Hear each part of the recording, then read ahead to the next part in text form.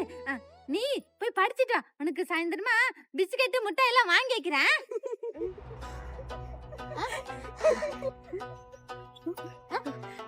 எதுக்கு இதெல்லாம் வந்து கொடுத்து அசிங்கப்படுத்துற? என் ஃப்ரெண்ட்ஸ் எல்லாம் சிரிக்கிறாங்க. அவங்களுக்கு மிட்டாய் வாங்கி கொடுக்குறேன். ஐயோ, பேசாம போமா. பாத்து போயிட்டேன்.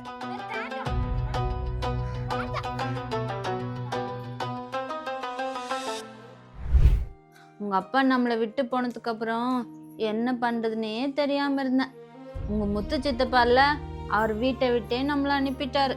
அதுக்கப்புறம் ராமு மாமா இருக்கால, அதான் என் தம்பி, அவன் நம்மளை கூட்டிட்டு வந்து இந்த இடத்துல வச்சான். நமக்காக எவ்வளோ கஷ்டப்பட்டான் தெரியுமா அவன். அவனுக்காக நீ நல்லா படிச்சு பெரிய கம்பெனில வேலை